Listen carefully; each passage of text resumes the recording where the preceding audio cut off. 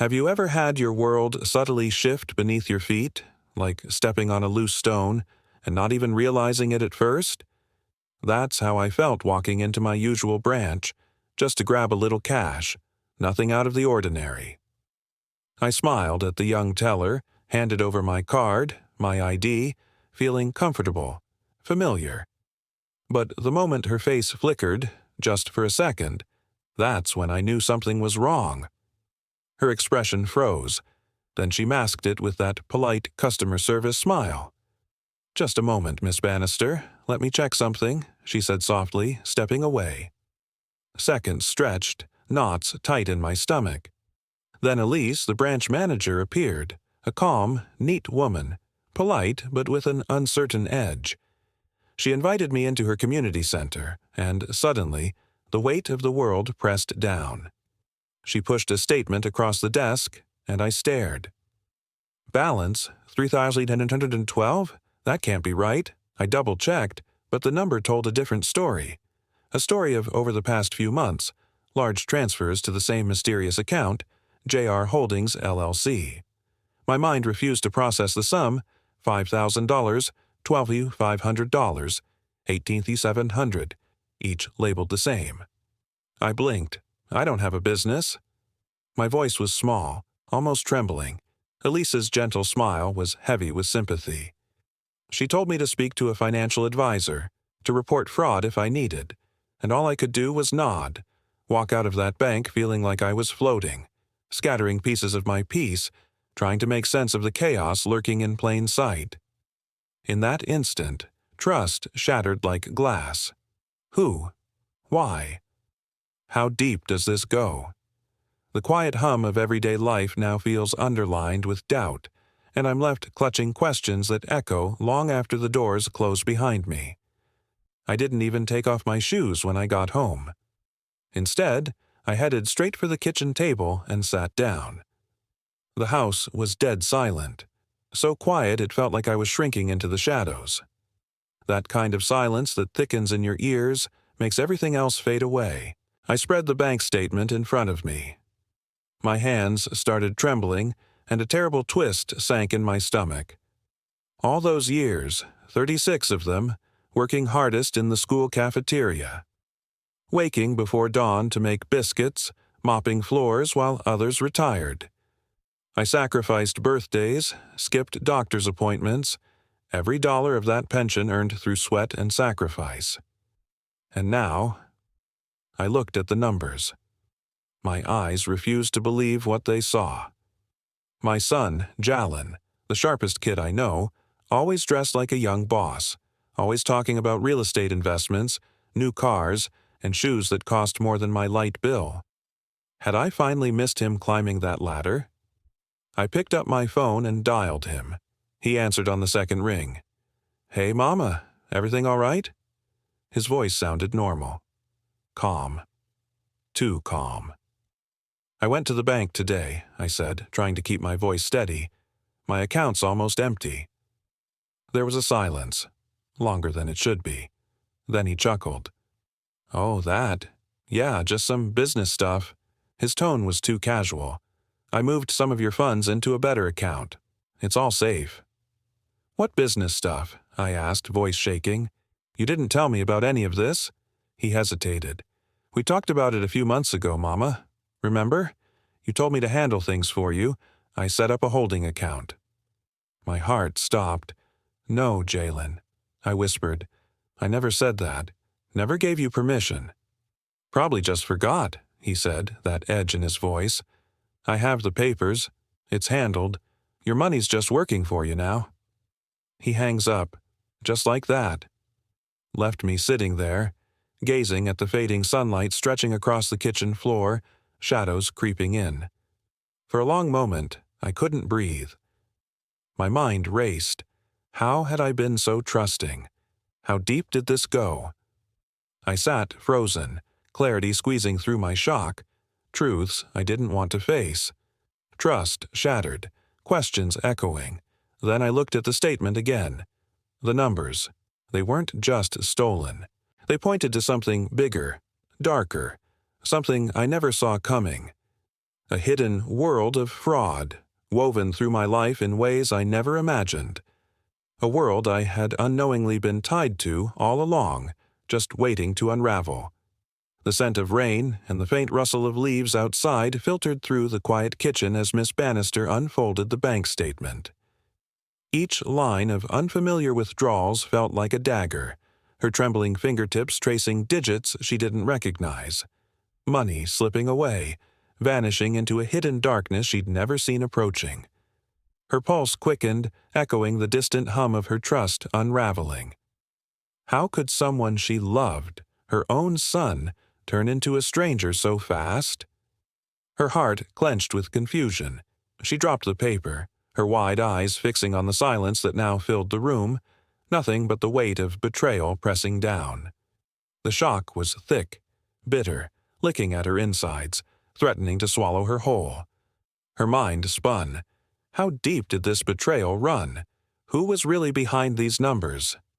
And, most haunting, how much of her life had she unknowingly handed over? It felt like the walls of her world were crumbling, and she was caught in the middle of some unforgiving storm she couldn't escape. She blinked hard, trying to steady herself, but the chaos lingered. Outside, the rain's scent grew stronger, mingling with the lingering taste of betrayal. There was a question that wouldn't leave her. Is trust ever enough? Or did she just open her door to shadows she'd never seen coming? Her gaze returned to the statement, knowing this was only the beginning. Somewhere in that darkness, answers awaited, if she could find them before everything was lost. In her mind's eye, she saw that picture of him on the fridge, that 6-year-old grin still bright, missing teeth and all. Memories flashed, frying chicken for a better pair of shoes, saving pennies to see her boy smile. That innocence made this wound tougher. She picked up the phone again, her fingers trembling. Calling Tar, her nephew, the steady, quiet guy who always brought lemon cake for her birthday. He was her last hope now. When he arrived, stern-faced, laptop in hand, she laid it all bare. He scrolled through her digital life in silence. His eyes fixed on a screen, his brow furrowed. Dead silence. "Did you sign this?" he finally asked, voice soft but serious. She leaned closer, eyes drifting to a scanned document, a power of attorney, with her signature. The layout was unfamiliar, the date wrong. Her stomach clenched. No, this wasn't her, yet it was submitted 2 months ago. Her son had taken her money, without permission, by creating an account, Junior Holdings, claiming her as a silent investor. A lie woven so neatly it was almost invisible. "I never told him to do that," she whispered, her voice hollow. Tar closed the laptop carefully, eyes filled with concern. "We need to do something," he said. She looked down, her hand still trembling. Her own son, the boy she fought so hard to raise, had spun her into this nightmare. That night, as streetlights flickered through her blinds, she sat still, heart pounding, mind racing, every sacrifice, every quiet moment of hope rendered meaningless. How had she become the victim of her own trust? She refused to cry. Yet, even as dawn approached, she knew she must make a call, one she'd dreaded, but couldn't avoid anymore.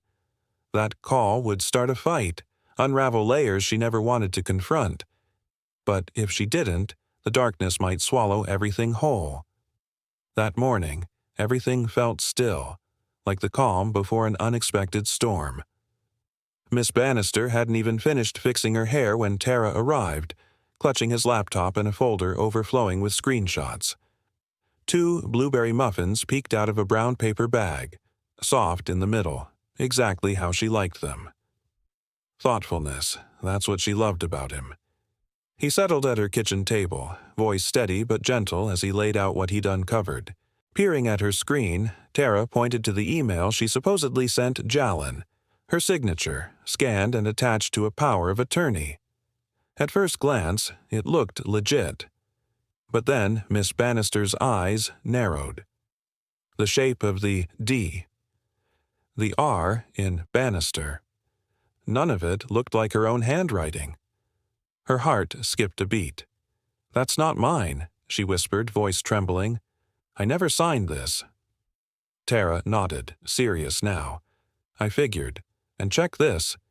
He used that to register you as a silent investor in his company, Junior Holdings. Linked it to your pension. The bank thought it was all authorized." The weight of silence descended. She clutched her cardigan tighter, her mind racing. The room felt colder. She thought about the thousands, no, hundreds of thousands, taken without permission. Her own son, her flesh and blood, weaving lies beneath her nose. Could she confront him? Or would it take something more? Something legal? The idea of court made her stomach turn hollow, but she knew she had to face it. That night, she made a decision. She'd call Jalin, invite him over. No accusations, just warmth, familiarity, the kind of dinner that made memories feel safe. Roast chicken, greens, yams, and sweet tea. Maybe this would be the moment he finally explained, or maybe she'd see the truth behind his silence. But in her quiet, still house, shadows played tricks on her mind. A faint flicker on her screen caught her eye. Her breath hitched. There, hidden in the pixelated blur, an unexpected message. Her pulse quickened. It wasn't just a forged email anymore. It was a secret. Someone close knew more than they'd admitted. The room grew heavy, the air thick with unspoken truths. Trust had become fragile as glass, shattered into pieces she might never put back together. The air in the room feels thick, heavy with secrets. Miss Bannister's trembling hands clutch the bank statement, her eyes darting in shock, like she's just been punched. Outside, the city hums on, unaware of the storm brewing inside her home. How could someone she trusted so quietly strip her of everything without her even realizing? Her pulse races, the shock still raw, her mind spinning with questions she can't answer. Elise stands nearby, her expression calm but eyes flickering with unease. She's trying to be steady, but there's a flicker of worry she can't hide. The silence grows heavy, each second stretching longer than the last. What secrets does that next page hold? Could she even trust what she sees? Or is this only the beginning of a truth that might break her apart? The room feels claustrophobic, as if the walls are closing in, trapping her in a nightmare of betrayal. She's vulnerable, exposed, a moment away from revelation. And beyond that door, lies, secrets, sudden danger, waiting to unfold. She didn't sign those papers, Jalin. That signature was forged. You committed fraud. Jalin's face darkened, eyes narrowing as he turned sharply. "This has nothing to do with you, Tar," he said coldly. "That makes it my business." Tar's tone sharpened, calm but unwavering. "You're just an outsider running your mouth. Stay in your lane." I stood up, voice trembling, hands trembling worse. "That's enough, both of you." I looked straight at Jalin, my son, and my voice cracked with resolve. "And I raised you better than this." I took a deep breath, feeling the weight of every sacrifice. I've worked my back off to save this money, skipped meals, pawned my wedding ring, just so you could have a future. Tears blurred my vision, but I pushed through the pain. Don't take everything I've built like it's owed to you. Please. He rolled his eyes, dismissive. Your money's not needed. I'm investing. It's going to grow. My heart clenched. I wanted to believe, but the tears came anyway, fast and uncontrollable. Please, baby, just give it back. We can fix this. Make it right. His face hardened, icy and distant. You can't even walk up the stairs anymore, he said coldly. What do you need that kind of money for? Janice's eyes widened in silence. I covered my mouth, stunned, voice choking. Tar stepped forward, voice firm. That's your mother, man. What's wrong with you? Jalin snapped, voice sharp. You don't know what this family needs. You don't know what I've been carrying. I trembled, voice fragile. You don't get to say that. I carried you for 9 months, I whispered fiercely, And after, that's 44 years of paying for everything. For you. For this family. He grabbed his coat, walking out without a word. Janice followed, avoiding my eyes, shoulders hunched and silent. They didn't even finish their tea. The door clicked shut. I sank back into the chair, tears falling, mind reeling. It didn't feel real. How cruel and cold he'd spoken. Tar quietly appeared in the doorway, watching me cry. His voice was low, steady. You gave him every chance, Aunt Dee. Now we fight back. I was too shaken to reply, trembling so heavily I couldn't hold my tea glass. The storm inside me was just beginning. The room is thick with silence, broken only by the faint tick-tock of the clock and the distant hum of city life outside. Miss Bannister's eyes flicker with weariness as she shifts her gaze between Elisa's nervous smile and the crumpled envelope clenched in her trembling hand. Shadows stretch across the room, cast by a solitary desk lamp that feels almost like a fragile warning. Her fingers tremble as she grips it tighter, feeling the weight of betrayal pressing down. Unexpected. How could this happen? Her mind races, trust shattered, hope dimmed. Suddenly, Elise hesitates.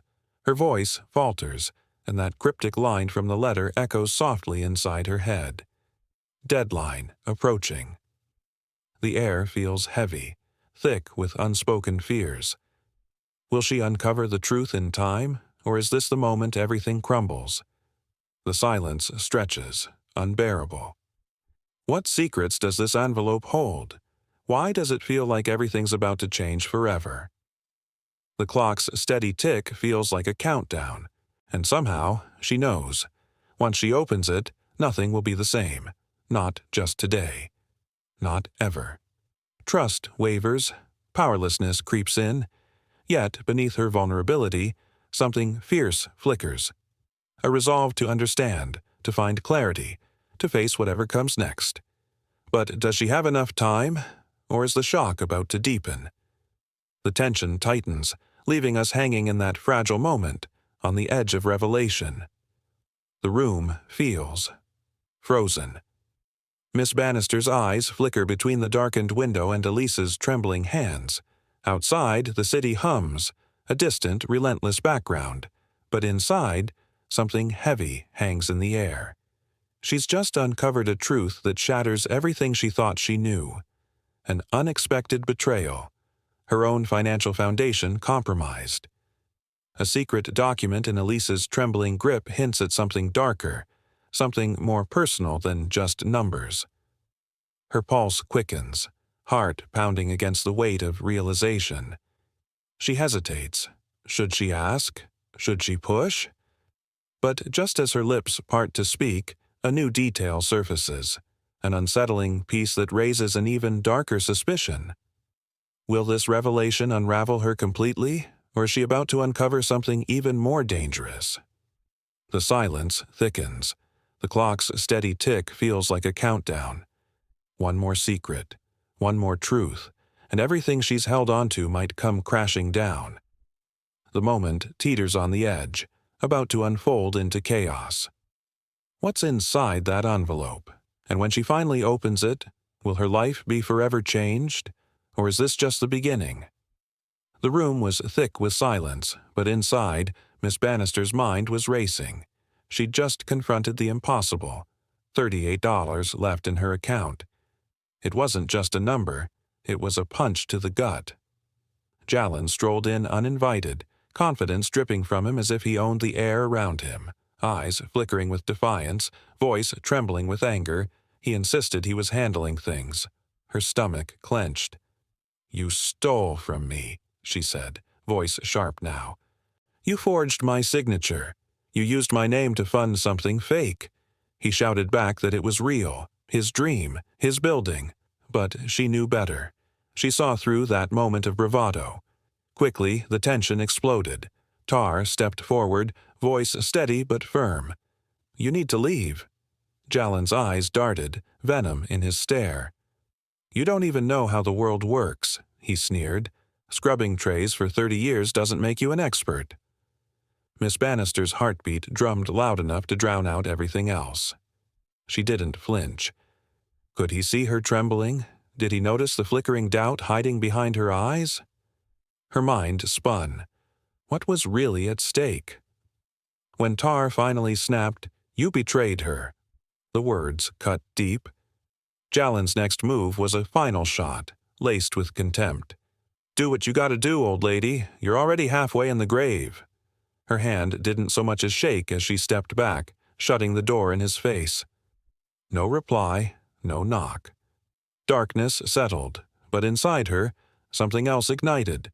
A stubborn, fierce resolve. That night, in the quiet of her living room, she sat with Tar and Nova. The mug of tea cooled in her hands, but her mind was ablaze. She wasn't scared anymore. Hurt? Yes. Confused? Definitely. But angry, fiery, and ready to fight.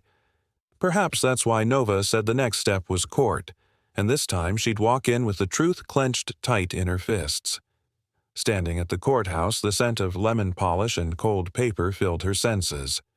The whispering walls seemed to expect the storm she carried. She sat up straight, clutching her husband's brooch, a symbol of strength amid heartbreak.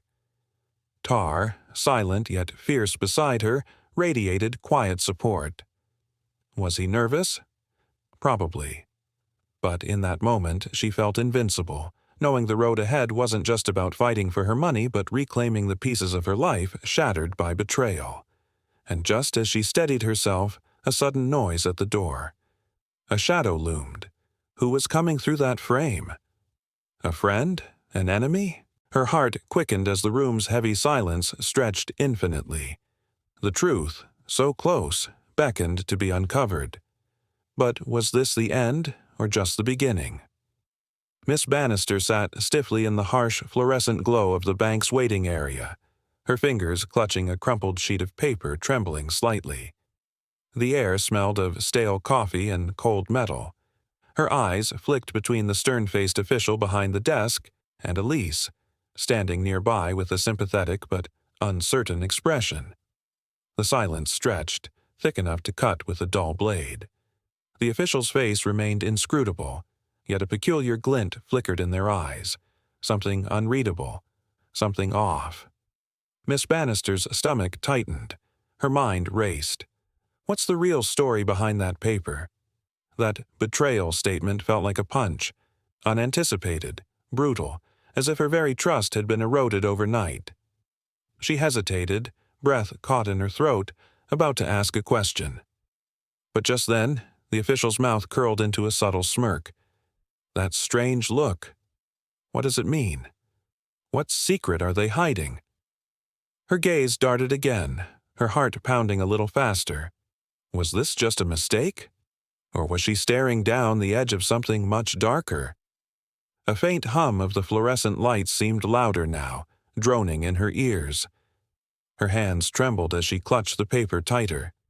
The truth, the real story, hung just out of reach. Will she uncover what's hidden before it's too late? Or is this the moment everything changes forever?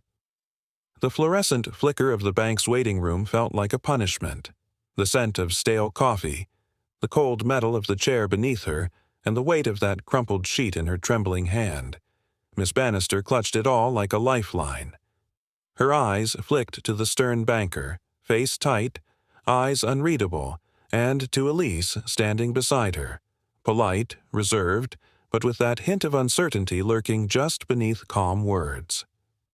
Her mind replayed the moment she saw the statement, the shock striking hard, like getting hit from nowhere.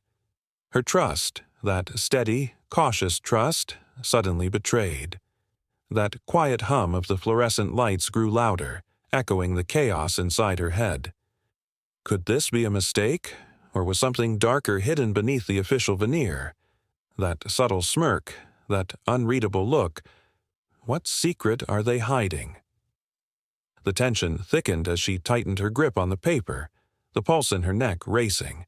Will she uncover the truth before it slips forever out of reach? Or is this the point where everything changes? Forever. The quiet, the shock, the disbelief. It all swirled together, like rain against the window. A life upended. And she wondered, what's next? Miss Bannister sifted through her bank statements in a daze, the flickering lamplight casting shadows across her face. The scent of rain still lingered outside, faint leaves rustling against the window. Her fingers trembled as she stared at the screen, numbers that made her stomach tighten. Shock jabbed her like an icy wind. How could she have missed this? She trusted her bank, her routine, her entire world. But now, those transactions. Unfamiliar, suspicious. Her mind spun, seeking answers, grasping at fragments of clarity. Then a familiar voice interrupted softly, lowering the room's cold silence. Miss Bannister. Elise. Calm, polite, but tinged with a softness that didn't quite reach her eyes.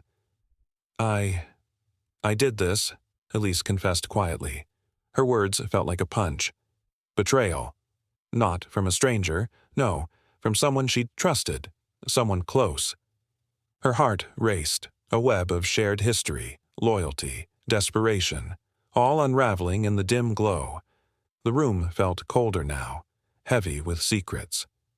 And in that silence she wondered, how deep does the betrayal go? And was this the end, or just the beginning? Miss Bannister clutched her trembling hands, her pulse pounding in her ears. Outside, rain drifted softly, scent of wet earth mingling with her racing thoughts. The room felt colder, the air thick with unspoken things. Elise's gentle touch on her shoulder was a small anchor, calming yet uncertain. Her words, soft but steady, offered a fleeting sense of stability. Yet her eyes betrayed her own doubts. Suddenly, behind the courtroom window, a familiar face appeared. Her brother, holding a crumpled letter she'd never imagined seeing again. That simple gesture pierced the quiet like a dagger. The silence grew heavy, a pause pregnant with revelation. What she thought was betrayal.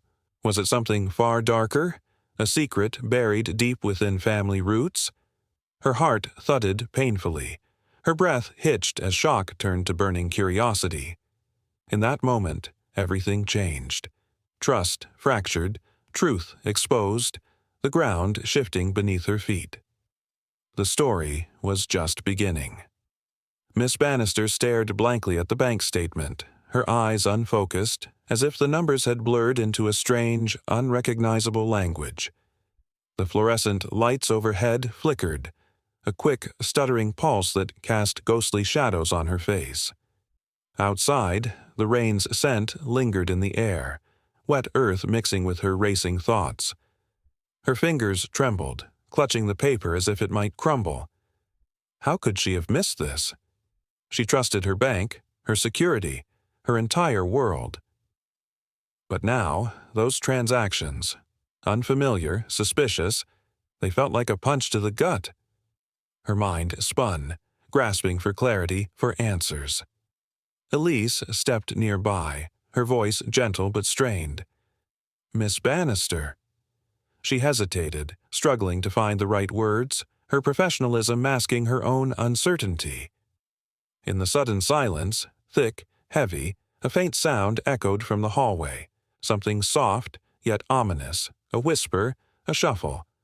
Her heart slows, senses sharpening. What awaits just beyond that door? A shadow, a secret, or something far worse? Miss Bannister sat quietly in her community center, staring unseeingly at the bank statement she clutched in trembling hands.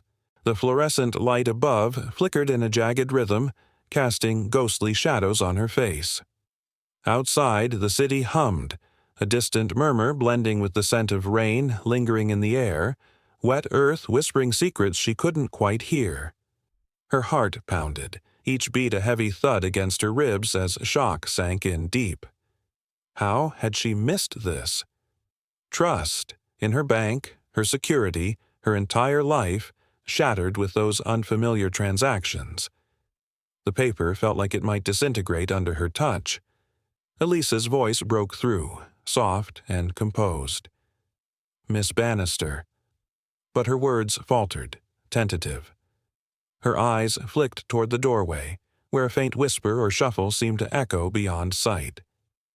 A shadow moved just out of reach, unseen but felt.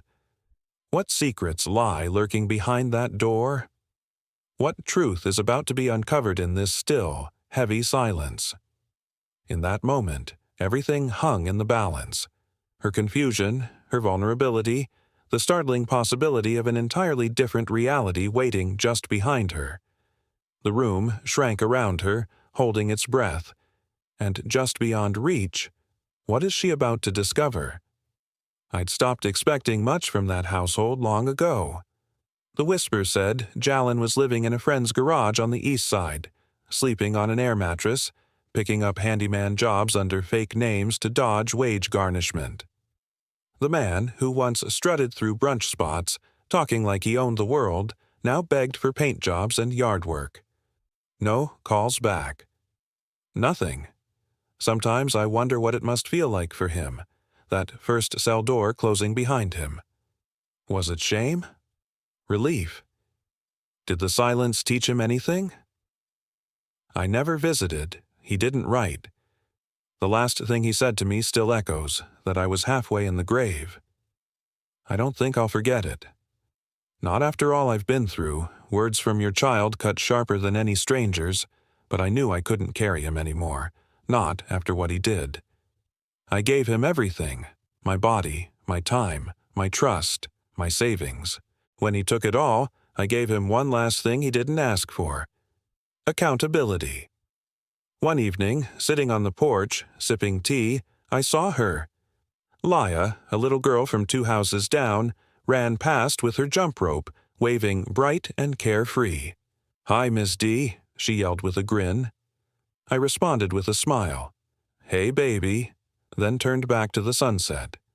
The golden light settled softly on the trees, and for a moment my breathing felt lighter, not from grief or guilt, but from peace. Later, Tara stopped by, always checking in since the trial. He brought a casserole, a phone charger, peach cobbler, little gifts. He sat beside me, sighing, watching the yard. "You think he regrets it?" he asked softly. I paused, watching a bird land on the fence, then take flight again. The silence stretched. Then I said, "Maybe one day. But regret doesn't feed us, doesn't bring back what a mother gives." He nodded, not pushing, knowing some things you just can't ask. Sometimes the hardest lessons are the ones that teach us how to let go. I stood there, tea cooling in my hands, and let the breeze brush past. It was just a subtle shift, but enough to feel something shift inside me too. The wind swirling through my hair, the distant hum of city life. Like behind all that noise, I finally found a moment of solid ground. I looked at Tarek, and a slow smile crept over my face. Not because I was happy, but because I realized I was truly free. I told him softly, with quiet strength. I gave him everything. No hesitation, no regret, just the truth. And I kept my name. That part, that's mine. Nobody's going to take it away. My son, he stole from me, drained my pension while pretending to care, said I was too old, too slow, to handle my own money. Smiled in my face, and as soon as I turned away, he took everything. But I didn't stay quiet. I didn't go down without a fight. I confronted him in court. When they asked if I had anything to say, I looked him in the eyes and told the truth. That's all I had, my voice, my story. Before I go, I just want to say, thanks for listening. I love hearing where you're tuning in from, what's going on in your world. Leave a comment. It means everything. And if you haven't hit subscribe, do it. That way, you won't miss what's coming next. Now, let me tell you what really happened.